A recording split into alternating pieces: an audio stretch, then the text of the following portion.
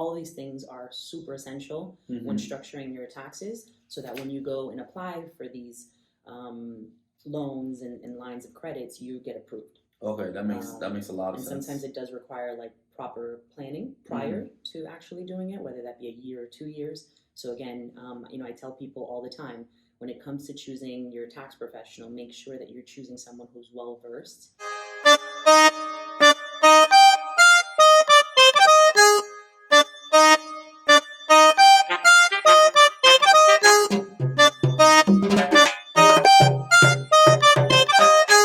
Alrighty, good morning everybody.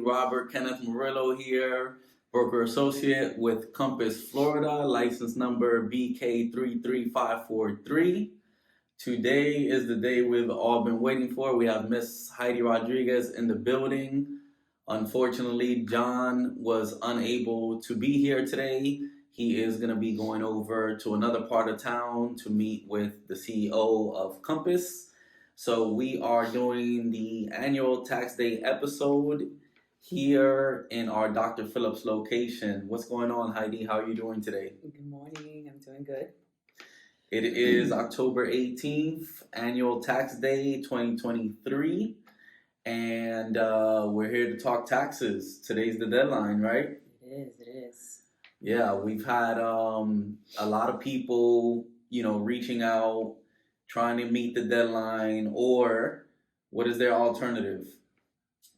File an extension. Okay, and if they own a business, it's kind of already too late. They should have already filed an extension by now, right? Depending on the classification, yeah. So if you're an S Corp, you file an 1120, 1120S, then you should have already filed by March 15th and or filed your extension. Okay, so what is the being that it is tax day and today's the day, I'm pretty sure the office is going to be jam-packed. Grateful you were able to make it this morning for us to squeeze this in today. So what is the penalty or what are the consequences of not filing on time and also not filing for an extension on time? So I think there's a bit of a misconception sometimes with folks. Technically, you can actually file all year long as you are receiving a refund. So there's no penalties or consequences in that case. But if you are owing money, then ideally, yes, you would file an extension, just more so to kind of like update the IRS and let them know, hey, I owe you guys money, I'm aware, but I haven't finalized all my details of, what I'm going to owe or, need to file deductions, all that good stuff. Just for the record, however, an extension does not prevent you from accruing interest once you do file, and, again, in the event that you owe. And then, of course, the penalties, usually that takes effect by the end of the calendar year, rolling into the next year. So you have two things to kind of be aware of if you owe the IRS money. Interests, which accrue monthly, and that has increased to 5%. And then, of course, your penalty at the end of the year. Okay, so two things I caught there is that one, just because the deadline has passed and you didn't file for an extension doesn't mean you can't file for that tax year and previous years before that. And even if you go beyond and do file the extension on time, you're still accruing interest and penalties if you owe. Yeah, again, if you don't pay it. So the best suggestion I make to my clients is if it is feasible financially to pay when we file your taxes, then at the very least an installment and initiate a payment with that return, just to kind of show good faith. Okay. All right, and you've been in the business for about 7, almost 8 years now. Came into the business under a mentor and then as a business owner for the last 5, 6 years. So what would you say you see as a common thing annually that is just repetitive that you wish you can make people aware of and not necessarily have to repeat it? What would you want people to know in terms of preparation for the taxes being prepared by a professional? In general, I would say just to have good record keeping, making sure we're not waiting to the end. Also, informing yourself like throughout the year. So if the structure of your income or your household changes, it's important to reach out to your tax preparer or seek the information, so that way at the end of the year when it does come time to file, it's not like a huge shock. This year of all years, just because of the change with COVID, so many credits were available last year, deductions, a slew of things that are not anymore for 2022. So a lot of taxpayers, I feel like, were kind of taken by surprise or didn't understand. Perhaps anticipating more or something similar to what they had gotten last year. For sure. And if that shock is like, oh, why? How come it's why so low? Absolutely. Everything is up except for the tax credits. Yeah. And you made a really good point there. Surprisingly, some individuals have actually made more money, and just because of, I'm assuming, inflation and just the cost of things, and just being out again, they don't realize how much they made in comparison to previous years where they were maybe unemployed or didn't work. So again, just some big changes, and then of course, unfortunately, just the lack of information or education kind of affected them at the end once they filed. So yeah. That's definitely big. I know a lot of people, due to the pandemic, have been pushed into creating different sources of income.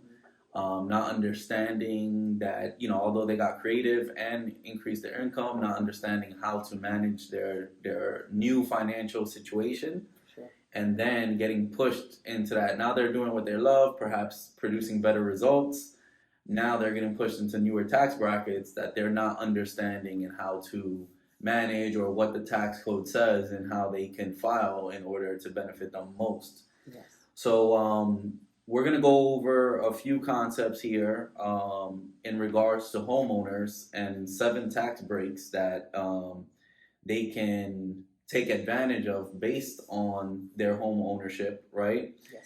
And essentially, you're going to be educating us on the deductions and credits that would be beneficial for homeowners to know, to see how these credits pertain to them, how these tax breaks would benefit them, and how they can or why they don't qualify for certain tax credits, right? Yes.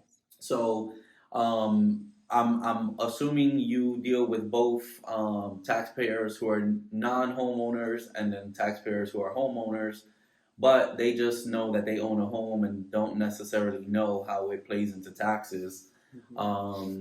Do you have any idea, more or less, like your ratio of homeowners to non-homeowners that you have in your client base? It's tough to say, but I will say that more so in the last year, thankfully, because now we are a multi-service, so we don't only specialize in taxes. As you know, we work with you for home buyers. So with that being the case, I feel like we've attracted a lot of different type of clients now that are looking to invest and purchase a home. And I'm sorry to interrupt, but I forgot that I didn't even mention the business name. So Yes. You're with Tax Specialists of Kissimmee, or you're the proud owner of Tax Specialists of Kissimmee, who has been around officially since 2016, 2017. Yes. Located in the heart of downtown Kissimmee. So we're at a new location. We are about 2 blocks away from the courthouse, 1000 Emmett Street in downtown Kissimmee. We've always been in downtown Kissimmee, so we assist clients nationwide, virtually, so you can tap in anytime. So, all right, I know you also have dealt with homeowners who don't live in the homes, that they own a home but they live out of state. So we're going to go over these deductions and see how they can be applied, and let's just discuss the first and foremost, mortgage interest deduction. Can you kind of give us an idea of what that is and how it can benefit homeowners during the tax season? And then what are the limits and the qualifications? Sure. How can I tap into that deduction as a homeowner who is paying a mortgage? Sure. So a lot of the deductions that we're going to go over, there are qualifications. So first, we'll kind of discuss them, and then we'll talk about how you can qualify and if you do qualify. Okay. So as far as mortgage interest deductions, the mortgage lender will provide you with a document. It's called a 1098 mortgage interest statement. That outlines everything from the balance of your mortgage, the interest paid, taxes paid, and of course your insurance, if you have. So that information is plugged in, obviously, into a 1098 for your deductions. Now, typically, again, we'll talk about how you can qualify for those later, but those are available for your primary and secondary home. Okay. So I know there have been... Is that primary and secondary only? Typically, yes. In this case, to take it as an itemized deduction, yes. So you typically have a standard deduction as a taxpayer, and we can kind of maybe show them that on a screenshot visually later. Yeah. Okay. So based on your standard deduction, you can decide if you have enough itemized deductions to take that versus your standard deduction. And one of those would include your mortgage interest statement. Okay. And is the mortgage interest statement kind of like your W-2s where your employer is going to send it to you? Is that something that the lender is going to automatically send to homeowners every year? Or is that something that homeowners have to request and try to, go online on a portal and download it? Or yeah, some mortgage companies are better than others about mailing it out. Again, keep in mind sometimes your mortgage company will, sell it off or transfer it to another mortgage company. So it is important to reach out to them and or have access to your account online so that you can retrieve that. I have taxpayers that will provide us with the tax assessment for their property. That's public records. So I don't need that. Yeah. But we do need the interest statement. So definitely either reach out to your mortgage company or log on to your account or create one prior to getting your taxes done. Okay. And do you know anything about timing? Because you said it's very important. What would be better for clients before getting their taxes prepared is the record keeping and preparation. So at what point of time from the end of the year and the beginning of the next year are those statements typically released? Like most things, again, it can vary, but typically when it comes to tax documents, for the most part, everything should be out and or available by the end of January. By the end of the so within a month period. Yeah. Okay. The following year that we're filing. Okay, so you kind of blended two. You mentioned the property tax deduction. So let's just go into that one as well.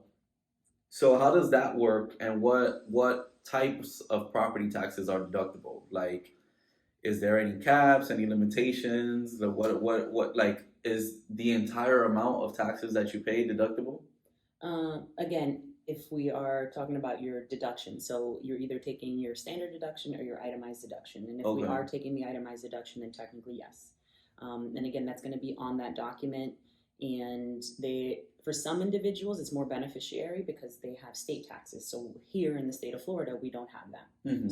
I don't see as many, unless they're high income earners, that will take this itemized deduction just because, it's pretty straightforward. They're just paying their federal property tax, right? And however, there are individuals in other states that they're paying sometimes county, state, and property taxes. States like New Jersey and New York that have extremely high state taxes and property taxes.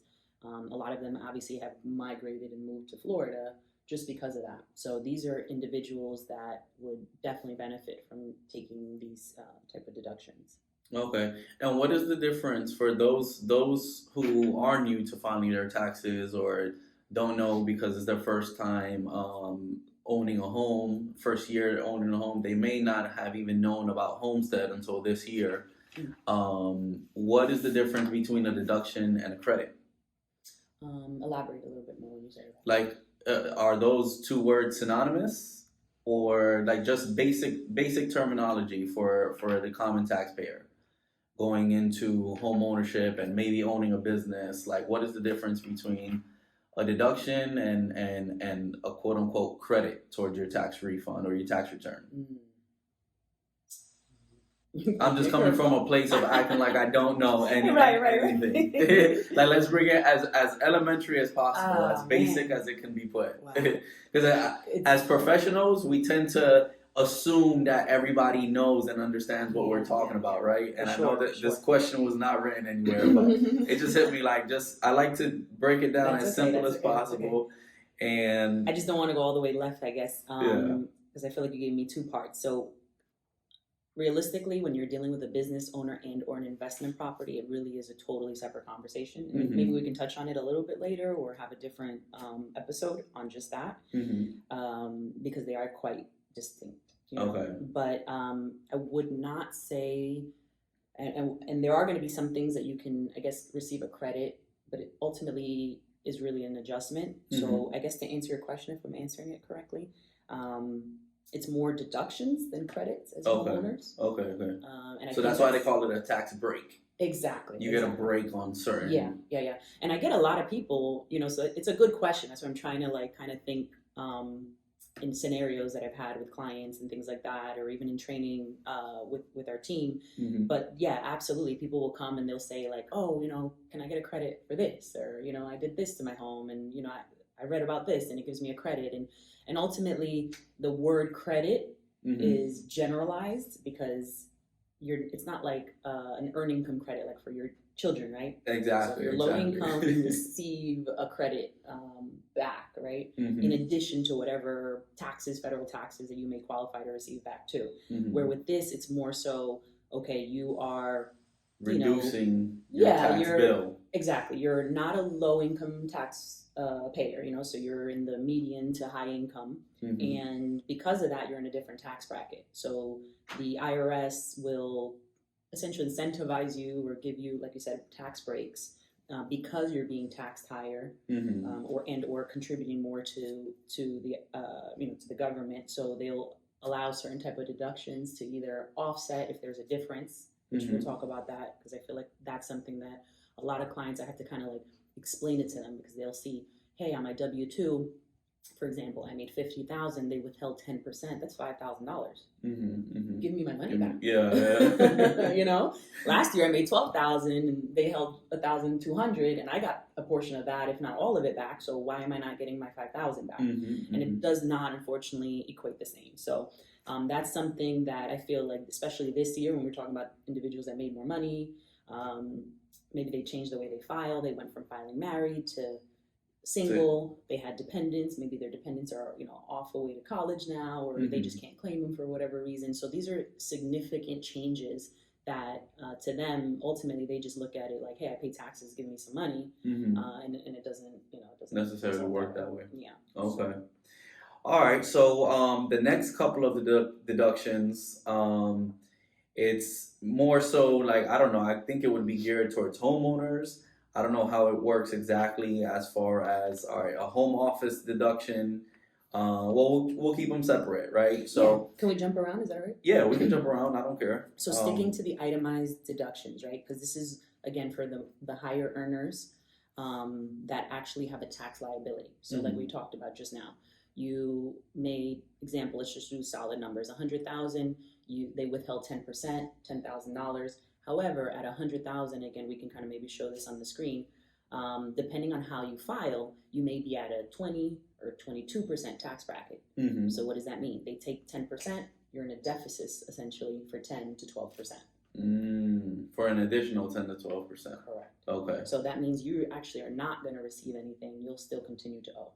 Okay. So that's where we say, okay, how can I reduce that gap? Bill. That 10 to 12% that I'm suggestively still owing to the IRS because I made more money.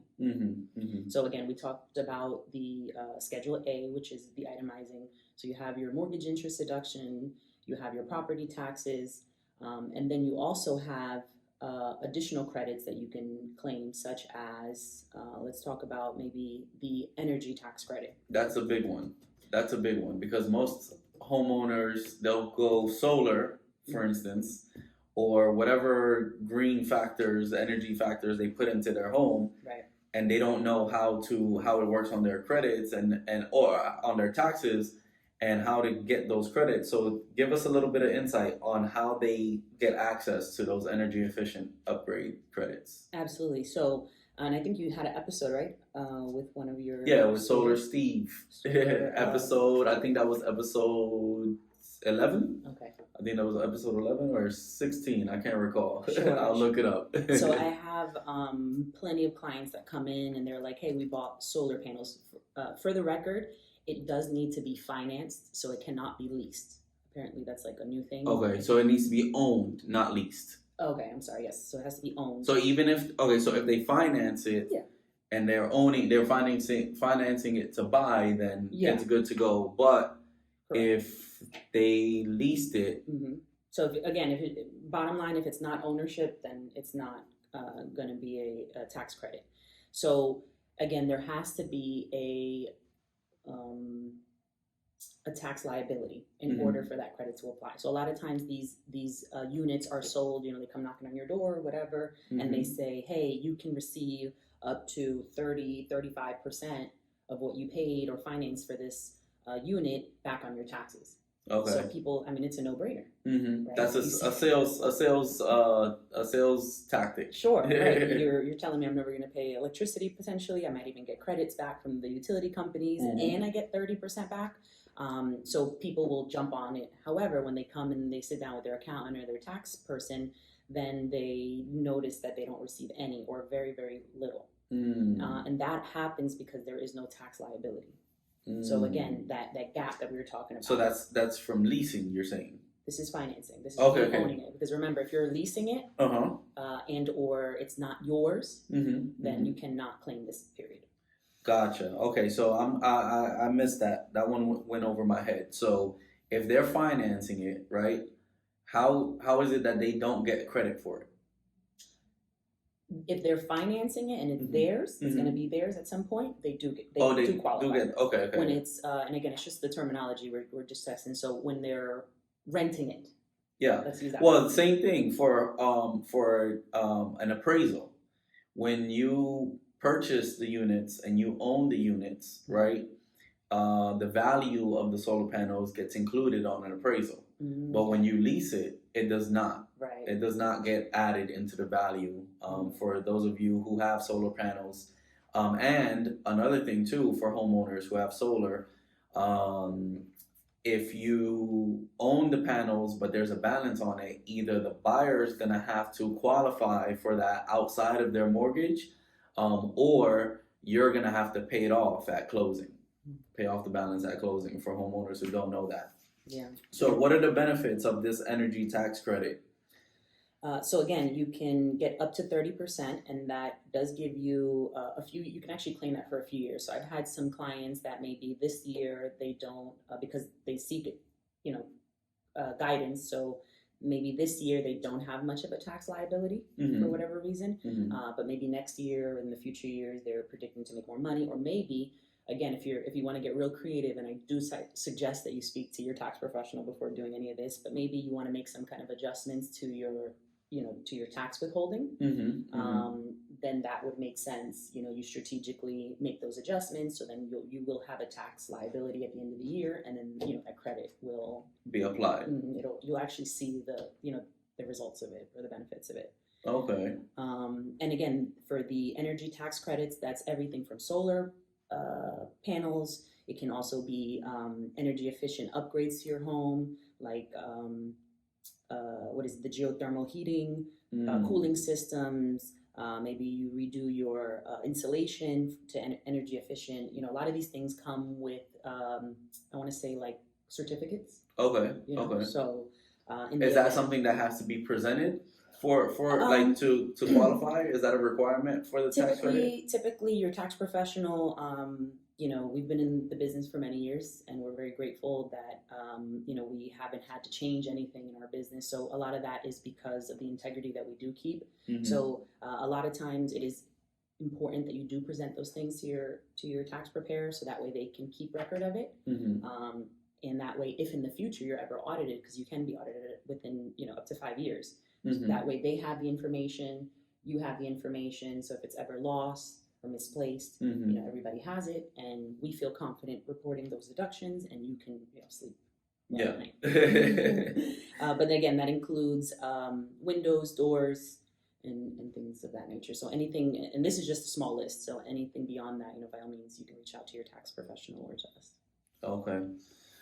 All right, and then I know this is a big one. I know this one is extremely concerning when people are expecting a lump sum of money. People when they make more money, they want to hold on to as much money as possible, especially if it's been a long time since they've seen that amount of money. So let's talk about the capital gains exclusion, and capital gains is a big thing in both taxes and real estate. What how does it work, right? And what are the qualifications or limitations that you should be aware of to minimize that capital gains tax bill? And just a brief disclosure, when it comes to capital gains, definitely consult your tax professional. And I highly recommend that you work with the tax professional that is well versed in the real estate industry. Yeah, that's another thing I failed to mention earlier is that you are also a real estate agent, Yes. as we are, and that I believe that level of insight when it comes to preparing taxes is a huge benefit to people who decide to work with you, because 9 times out of 10, their goal is to purchase a home, or they might be in the process of selling their home and going on to their next investment. So I think that's a good benefit for your firm. Absolutely, yeah. And we work with not only, for real estate, whether it be residential or commercial, but we also work with lenders for private and business loans as well. So all these things are super essential when structuring your taxes, so that when you go and apply for these loans and lines of credits, you get approved. Okay, that makes a lot of and sense. Sometimes it does require like proper planning prior to actually doing it, whether that be a year or 2 years. So again, I tell people all the time, when it comes to choosing your tax professional, make sure that you're choosing someone who's well versed, that does have the connection with the individuals that help you to seek out and kind of like advance your career, your business, and that way you're not paying someone for something that may end up costing you more money later on, or just more work and frustration. So yeah, you're not compromised in delays, and you're structured in a way that you can actually just go into what your goal is and attack, like knowing the information and being prepared. Absolutely. And we do take a lot of pride in asking the right questions for our clients, identifying opportunities, so we don't just kind of crunch in the numbers. You can do that on TurboTax, but when we do see opportunities and or potential for you to diversify yourself, again, maybe even invest your money, because you are making good money, so that way you can kind of better position yourself in the future, whether it's something so simple as retirement. I have so many people that come in that are especially business owners, and they don't understand at one point we're all going to get old, right? You're probably not paying your Social Security, which is not even enough. So all of those things are really important to think about, and seeking the right company or professional to guide you is also important. Yeah, no, absolutely. I remember, several years ago, I was definitely lost when it came to taxes, and I'm still in the process of figuring out how to structure myself in a way. So I appreciate the help that you guys have extended to me this year, and I feel like I'm finally getting there, getting in the. I just finished stretching. Yeah, is what I feel like I did. I finished stretching, and I'm ready to hit the start line. Absolutely. To run the good race. So back to the capital gains situation. Like, I guess you're gonna give us an example of a scenario. Yeah. So. And we can talk about the capital gains. I did want to just finish when it comes to the itemization. So again, we talked about the mortgage, the property taxes. Another deduction that's very important, and it's not talked about as often, are medical, dental expenses. So in addition to your premiums and deductibles, so any expenses that you may have had for surgeries, treatments, any specialists that you travel to, even those miles, those are all deductions that we can also include. Even for the non-business owner? We have not talked about business owners at all. Okay. Gotcha. All the information I've given you so far is not privy to a business owner. It's just being a homeowner. It's just and a regular taxpayer. Yeah, homeowner, high income. Again, there's that tax liability, a gap, and it could apply to business owners as well. The key here is potentially owning a home and or making, So the reason why I mentioned business owner or non-business owner is because you mentioned miles. So the conception is if you don't own a business, then your miles don't credit for anything. Yeah, but and in this case, in this conversation, they're apples and oranges, so they're not quite. We're not referring to like the miles that you incur while you're conducting business. Yeah, but medical miles to travel to your specialist exactly. or to exactly. Wow. Mm-hmm. Yeah. So that I didn't know. Mm-hmm, mm-hmm. And then also taxes paid. So again, we talked about the state, local, county taxes. Mm-hmm. So all of those things, the income tax and any general sales tax. So for those individuals, for example, that maybe purchased a home this year. So example, let's say you did a 203K loan on a purchase of a home. Mm-hmm. So you had to buy everything, new appliances, all the materials, your water heater, all that good stuff. Mm-hmm. And for whatever reason, maybe you did the improvements yourself. Maybe you didn't seek it through a loan and you purchased it yourself. So all of those, it's important to save all of those receipts, because all of those items you typically paid sales tax on unless you bought it secondhand or from someone at a garage sale. So that goes hand in hand with the home improvement deduction. Not quite. Mm-mm. No. So, but yeah, you can deduct your general sales tax, your real estate taxes, which that should flow through from your 1098 as well. So these are some of the examples of taxes that are deductible. Mm-hmm. So just to recap again, so there's no confusion, we have your income taxes that you paid to your state, local, and county. Okay. We have your general sales tax. So any miscellaneous items that you purchased where you paid general sales tax. Typically, it's significant when it's in the thousands, mm-hmm. right? Mm-hmm. And then we have your real estate taxes, which again, that's going to be available on your mortgage interest document. And then what is the name of that document again? The 1098. 1098. Okay. And think about it. Let's say you have 2 properties. You paid $4,000 here, $4,000 there. That's Mm-hmm. $8,000 plus Mm-hmm. whatever local taxes you may have paid. So you can kind of see where this starts to accumulate. Mm-hmm. Mm-hmm. And then you can also deduct your interest that was paid on your property. Maybe you do have you took out a second loan. Maybe you took out really any kind of loan that you're paying interest on, whether it be your property directly. You can also deduct those. Okay. Gifts to charity. This was a huge thing because it actually increased in the last year or two. So now you can actually deduct up to 60% of your AGI. AGI is your, adjusted gross income. Okay. So your AGI is your adjusted gross income. So that is essentially you made $100,000. Mm-hmm. Whatever your deductions, let's say 20,000 in deductions, so your adjusted gross income is 80,000. Okay. So you can essentially contribute up to 60% of that Mm. in charity.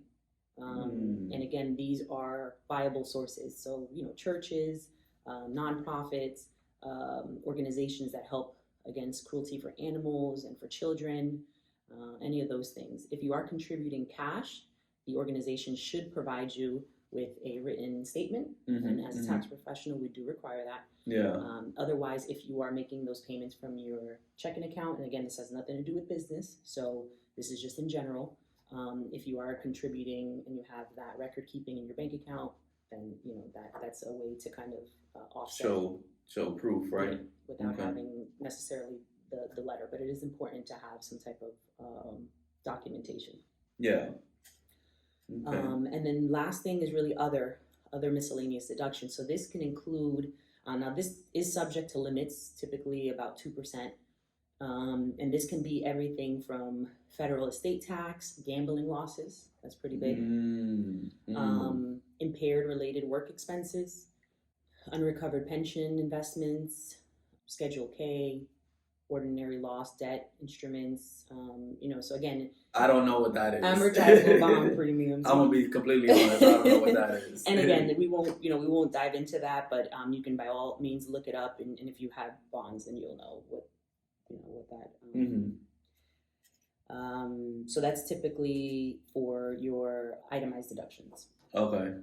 And again, these are for W-2 employees that don't qualify for the business deductions as a business owner would. And they're typically high income earners where there's a tax liability. So like we talked about, there's a gap.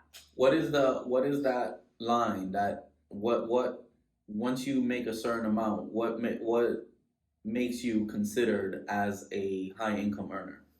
Well, I can tell you, low income typically is about 25,000 a year. Okay, so under 30,000. Yeah, that's considered low income, so you qualify for like the earned income credits. And then you have like your middle, so it just depends on your tax liability.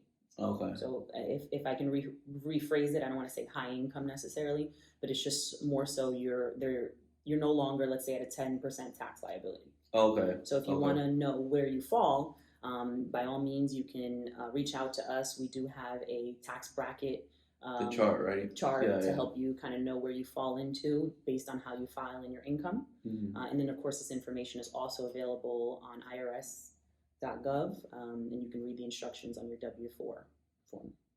Okay, so are there any other deductions or credits that you can say, generally speaking, most homeowners, if not all homeowners, can qualify for without having to do too much? Or is there anything any tax tips for homeowners that you have that they should be aware of before coming in to see you?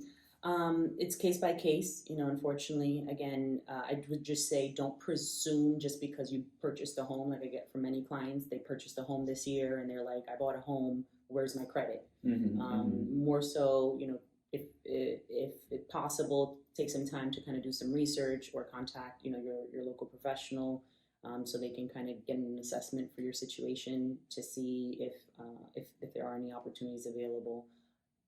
Either way, we do report that information. But yeah, that's what I would recommend. Just kind of seek some guidance and some information, just to make sure, so that way you're not misrepresented or expecting something that you may not qualify for. Okay.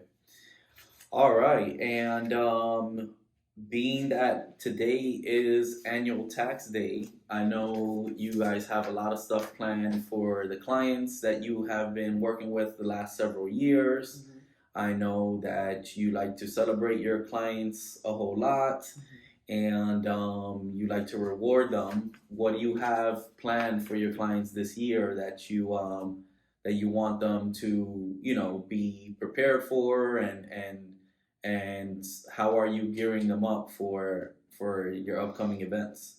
So yeah, we'll talk about that in a second. We definitely do have some exciting things going on this year that I'm very, very excited about. Just to finish talking a little bit about some of the credits that you can receive. So we, speaking of energy, as we all know, we're kind of transitioning with the cost of fuel going up and electricity and gas. So I know the government is incentivizing taxpayers to kind of, go with the more alternative method. So another really neat credit that they've provided is for electric vehicles, electric plug-in. Oh yes, yes. That's very important. And don't you own? Yeah. So yeah, absolutely. And that didn't actually you get a helped. credit this year? Yeah, definitely. Surprisingly, he's keeping gems from you guys. Yeah. We definitely need to talk about that because actually, with the conversation, it was episode 11. I looked it up. John is a huge advocate for solar panels with his experience as a homeowner. And with the electric vehicles. So that was something I did not intend to do. The way I obtained my vehicle was a very special circumstance.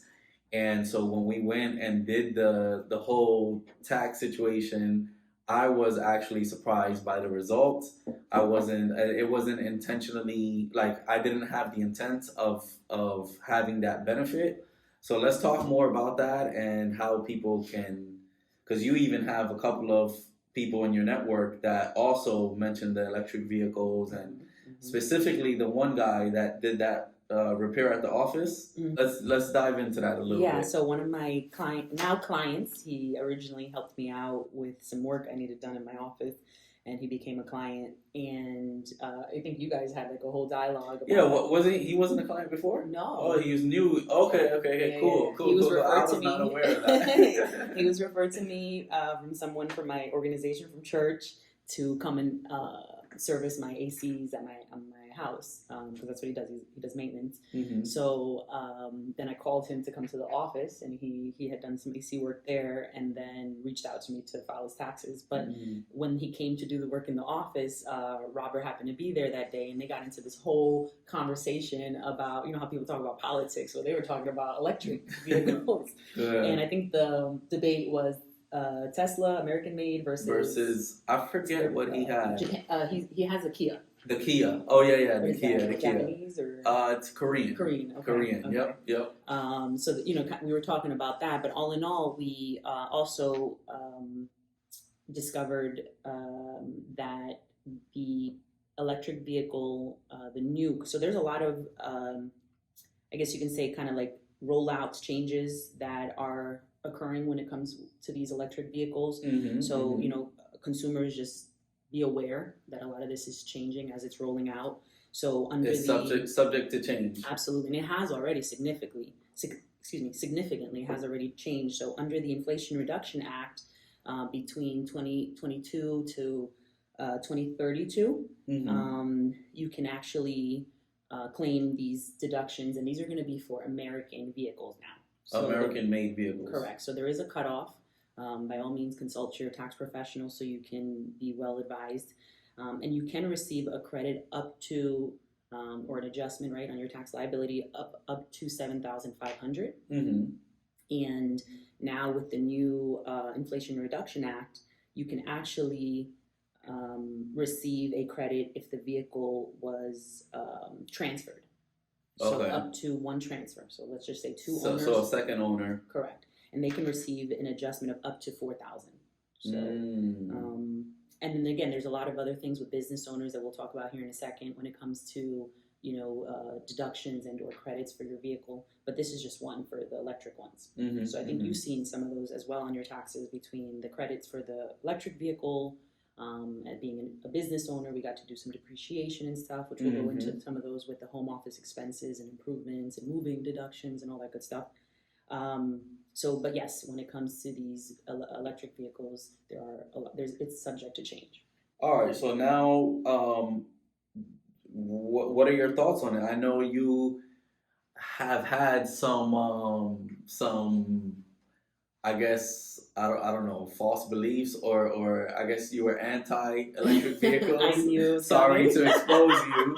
I knew it was coming. Now that you're seeing this with your taxpayers, your clients, Absolutely. and whatnot, Absolutely. what are your thoughts? Have your thoughts shifted to maybe going electrical? Or I know, you know, you've driven the Tesla, so you know the experience. Yeah. You know, at first I was like, you were a little skeptic. This is silly. You're going to break down in the middle of the highway, you know, unless there's a charger station, you know. So at first, definitely I was very reluctant, but I do see, of course, the value for tax purposes, in addition to many other things, because again, with inflation, the cost of, you know, gas and fuel and all those things are going up. I know it's funny because Robert suggested that I pull my utility bills the other day, and you know, I just compared from previous years and this year, and again, they're same amount of usage, but just the rates have gone up. Yeah, they've gone up at least 13%. Right. Let's just say with Duke Energy, and this month alone, it's going to be going up another 13 to 20%. Imagine. And you know, I have a new construction home, so you would think all of the, you know, appliances and, you know, building material is energy efficient, or at least improved in as far as the energy consumption. But even yet, you know, it's a lot. So and the tax, I mean, forget about the tax bill, the electric bill. What are you gonna do? Not pay it? Right. So I think that's where it's Hardly. really cool. Yeah, I actually had a client about a year ago that they were getting money back from the power company. So I don't know if that's as common, but I know at the beginning, because there were so many homeowners that didn't, you know, have solar panels, that the ones that did, and they were positioned well, they were just, you know, charging up on electricity, and they were able to share it. So again, I don't know the details about that, but I have seen it. So Yeah. It's It all interesting. depends on the coverage of the panels, like you said, the way they're installed and how much energy they're capturing. Sure, sure. But yeah, definitely you have the right amount of coverage based on the kilowatt usage of your home, then you're going to get a credit that can be used for the future in your electric bill versus having to pay. And you just play of the benefit, the main benefit that I see that should be a no-brainer to homeowners is the steady bill. That is just, you know what number it's going to be at the end of the month. Yes. Versus it might be lower in winter months, but in the summer months you get that surprise bill and kids are home, everybody's using everything, and the bill comes in over $500. Yeah, yeah. It's that so you funny. Didn't budget for it. I used to like and I'm sure people do this, but I used to like unplug my, my toaster and the coffee machine, blender, and all these things, because so now it's kind of nice to know that there's alternative, methods. So, and then keep in mind our firm also has partners that work with credit. So if you purchased a home, like so many people, they fixed their credit, they were in excellent shape when they purchased.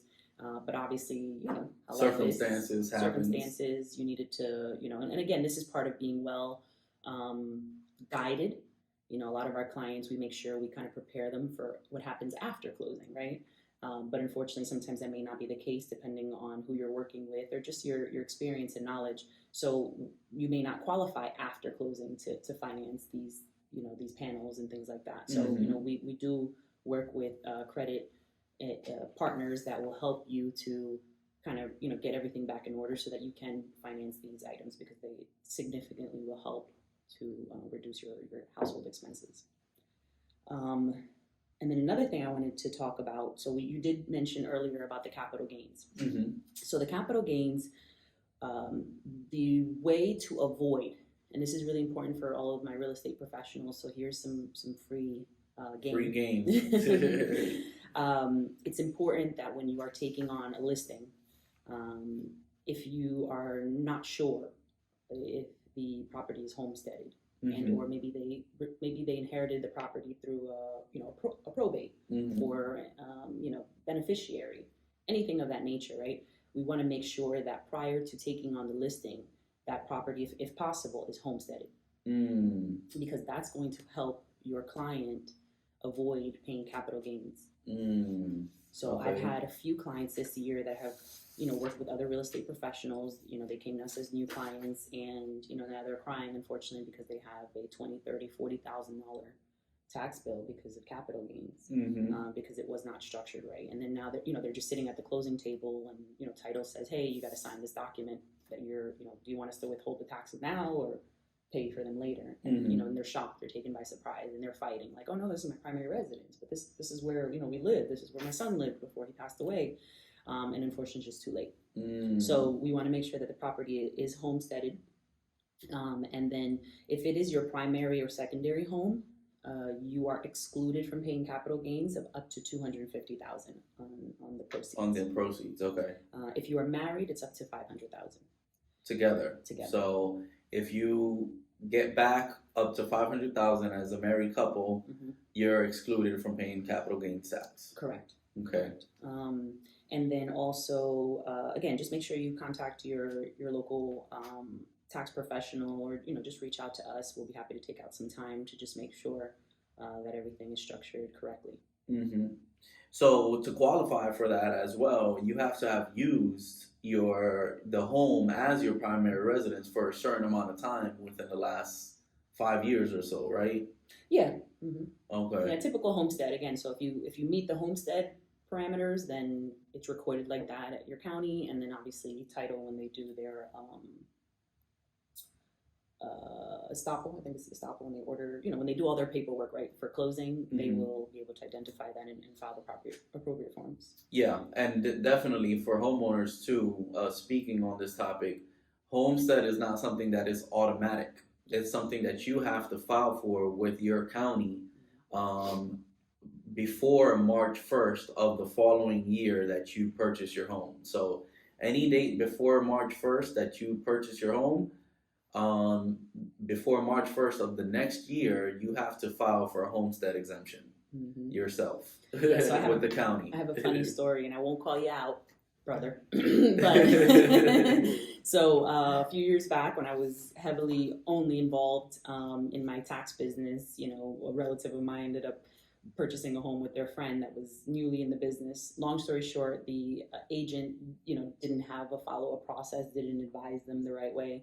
So he did not homestead his property, like many new homeowners, right? Especially if you're young, the new millennials getting into home ownership, they're just like, this is what they told me to do. They don't know what homestead is. Yeah, they're like, what is that? They just told me to buy a house, you know?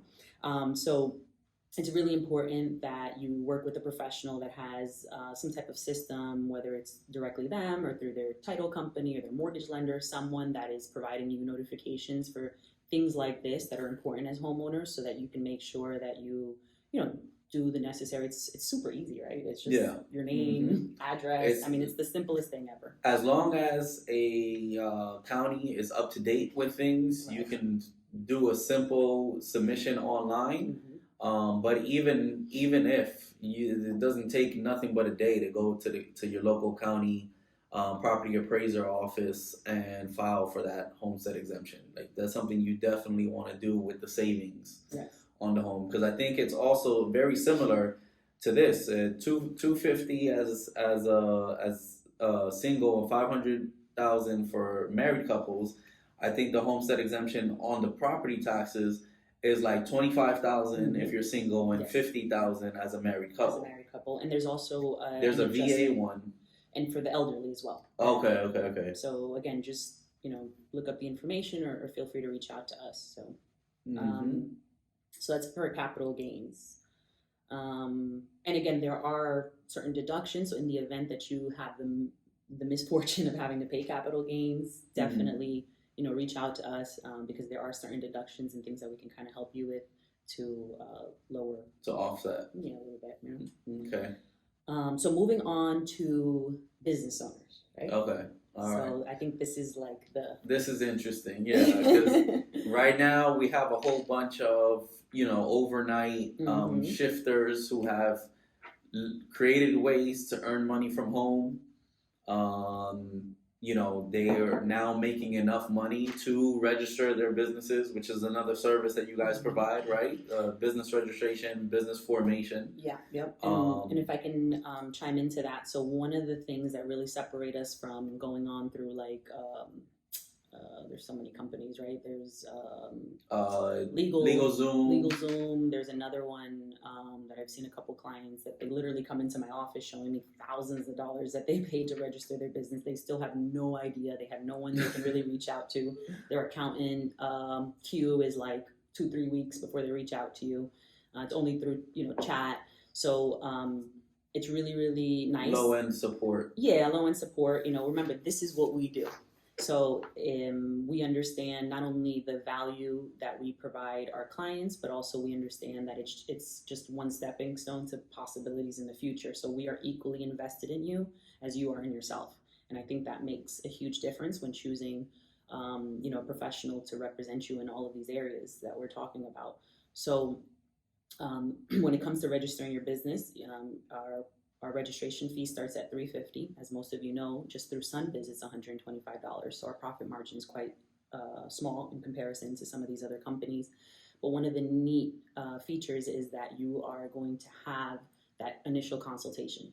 So that includes some time that we kind of go through your situation of where you're at. You may be just starting maybe an Amazon store, you know, or you have been renting out your properties that maybe you inherited and now you're looking to structure it because you're making a lot more money. So whatever the situation is for you, we will kind of go through that and assess and make some suggestions to help you. So that way you're not just starting a business and kind of just like in the air. In limbo. Yeah, that's very important for preparation, because the first handful of businesses I ever opened was just me, hey, I learned how to register the business. Right. But I did not consult with no tax professional. Right. I was just trying to see what stuck. Right. And it's funny that you say that, because, you know, you had like what? You had like a whole spreadsheet of companies. I had like 9 entities. You know, I was like...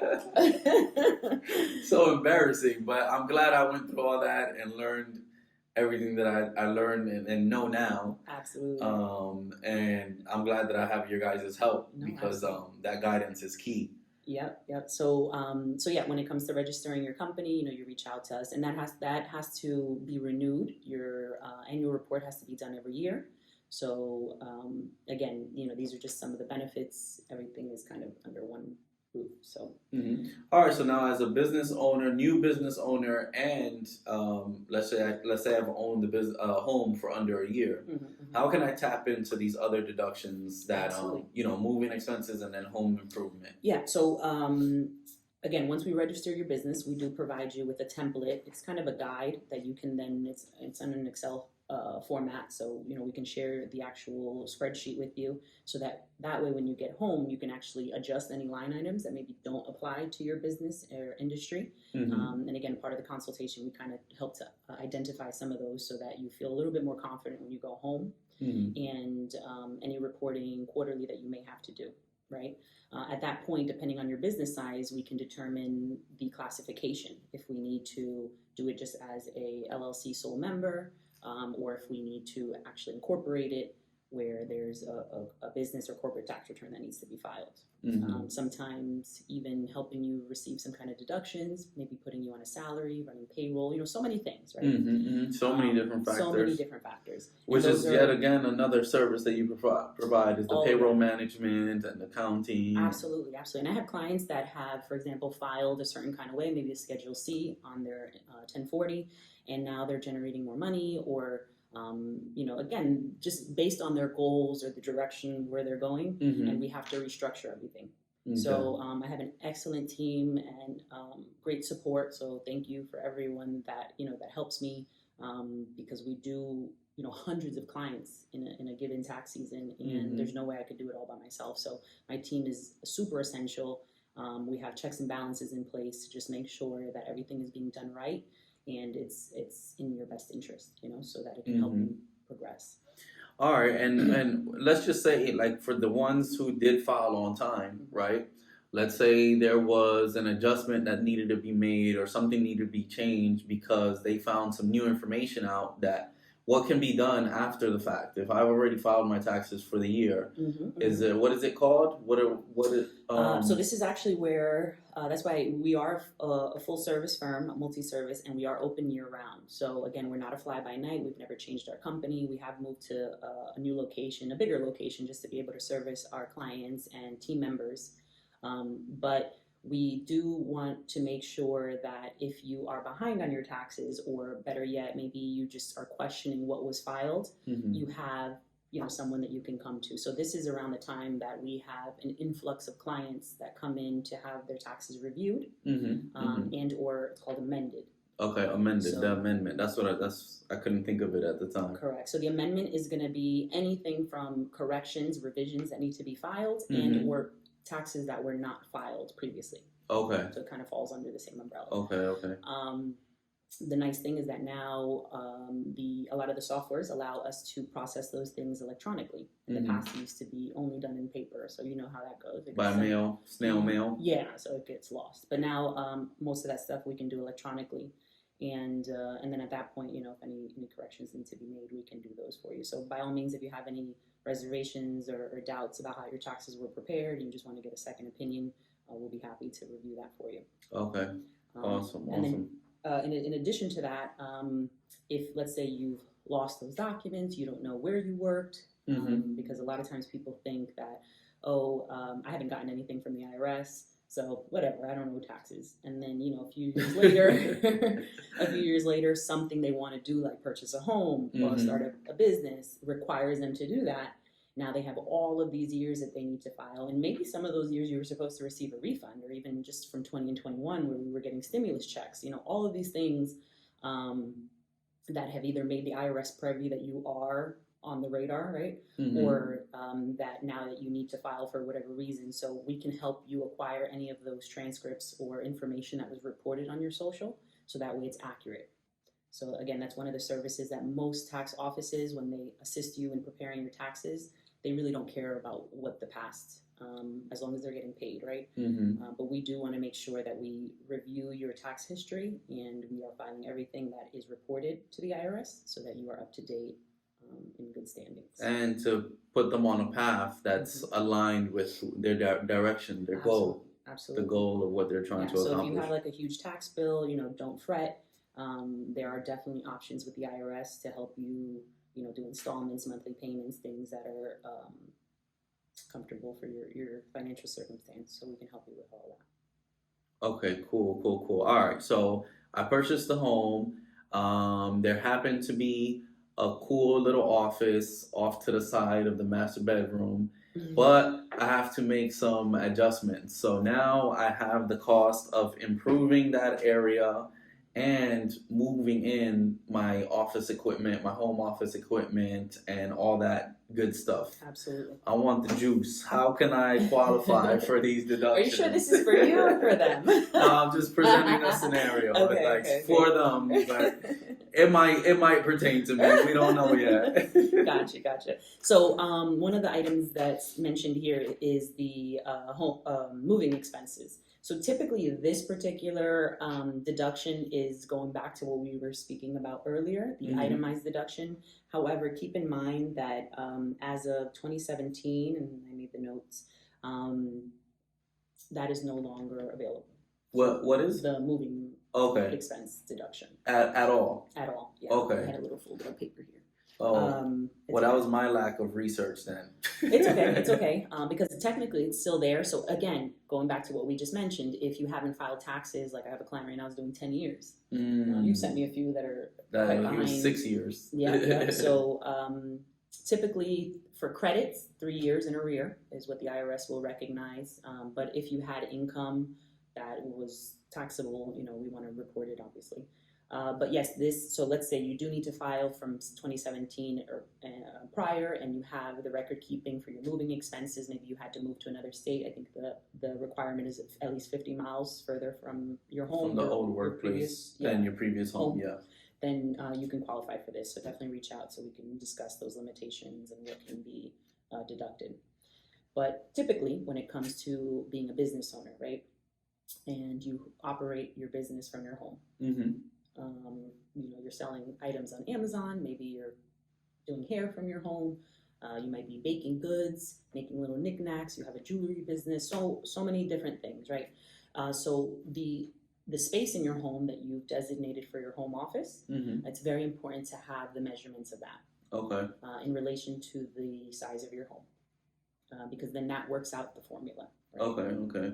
To how much of the other expenses, your regular household expenses that that are used to operate your business, that percentage limitation, and we can obviously dive into that case by case. But as far as the home office, so any improvements like you mentioned, let's say you build you do woodwork from your home, so you have to convert your entire garage or an outside space into to a workstation. You have the cost of materials, maybe labor. Maybe you have to run electric, water, all those things. So it's very important to keep proper record keeping so that at the end of the year, we can go ahead and apply those improvements to your workspace at home. Okay. And then you also have the again, based on the percentage, you have the property taxes that you're paying, you have the insurance, and you also have your utilities. So if you obviously have to use, like most of us, power, and that all intertwines with your home office. Your home office deduction. Okay. Okay. Cool. So yes, so we talked about your power, maybe your internet. Okay. Depending on your industry, you may have to use water, things like that. So case by case. Again, we can dive very deep. This is kind of just surface. But we can kind of dive a little bit deeper based on your... So is there a maximum of space that can be used, or a portion of your home as part of your... I believe it's 300 square feet. 300 square feet. And how does that tie into the formula? Is it like per however many square feet is a certain... Yeah, and don't quote me, I believe it's 36%, 36% max. Of what the expense, the total, let's say the insurance, right? The full power bill for the year, things like that. Okay, got it. Okay, And so I think the it's question I get a lot is people are like, so wait, how do I, expense that or, use my business credit card? Again, as long as you're keeping the records, unless you've sat here and done this formula, it's going to be hard to say, okay, for month 1, 2, or whatever the case is, use your business account to pay. So at the very least, because we have advanced software now that will kind of do the calculation, we will look at the overall of what you're paying, and then make those adjustments based on the percentages for the amount of square feet that your home office occupies. Yeah. That makes sense. So I know, like for instance, when there was some spreadsheet that we did for you. In fact, that we were going through all those statements for like that. If you just let the whole year pass without keeping record, having to backtrack and look at things retroactively is like very time consuming. Yeah, and we've kind of had to slap on the wrist a few of our clients that just, I guess, poor habits. They kind of wait till the end of the year and just throw me a bunch of numbers, and unfortunately, that kind of behavior we want to reshape and change and improve, because I'm not doing you justice as a professional. And then, you telling your friends and family about how great we are, that is not reciprocated if we're not making sure we're, changing the behavior patterns early on. Okay, so before we let everybody go for today, how can people get in contact with you, and what information do they have to give you so that you can actually send them that spreadsheet that you have for that type of management? Absolutely. So record keeping. You can reach out to us directly via phone at 407-483-8207. You can also visit us on our website and schedule a free call at taxspecialistofkissimmee.com, and of course by email at taxspecialistofkissimmee@gmail.com. Alrighty, any last minute thoughts before letting them go? It's tax day, annual tax day. You made it through another season. I did. Congratulations. A lot of information. Going back to what you had mentioned earlier, I didn't want to get too excited. So this year we are having a client appreciation extravaganza. So we did have to make some changes to the dates. I was hoping to do it this weekend on the 22nd. But unfortunately, it's just, again, we're very fortunate, but we just have a lot of work to do, and we want to make sure that our clients are well serviced and, kind of in line before we celebrate. But we will be having, hopefully in May, and that notice will be rolled out. So make sure that if you're a client, you're checking your emails. It will be on social media. We have some awesome sponsors that we work with and partners that we've had the opportunity to kind of participate in the event. So we're going to have food, games, prizes, lots of prizes. I think that's our focus this year. So it probably won't be the most lavish event, but we do want to focus on giving back to our clients and to the community. And we want to make sure that we do this every year for our clients, because we are very, very grateful for you guys and everything that you've done and your loyalty. So we want to make sure that we show you our appreciation. And then you guys also have created a character out of your logo. We have. So there's going to be the announcement of your mascot. Yes. And if you want to participate, because unfortunately we didn't get the plug-in on our website, so a couple people have mentioned that to me. But if you have a cool name for our mascot, because we are going to be, whatever name that we choose, that participant is going to win a prize.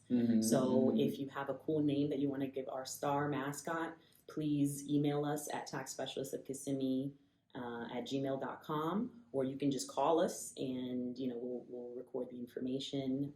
So that would be really cool. We want to try to get some really cool name choices. Yeah, so he's gonna be there at the party, isn't he? He's gonna be there. Okay, all right. I saw a couple of entries that I think I'm growing fond of, but what we'll do is you're gonna post the entries that you have so far, right? And then maybe we'll give do people like some more time to enter some more. And maybe like the top few, we'll do like a little poll and see. That way it's not biased.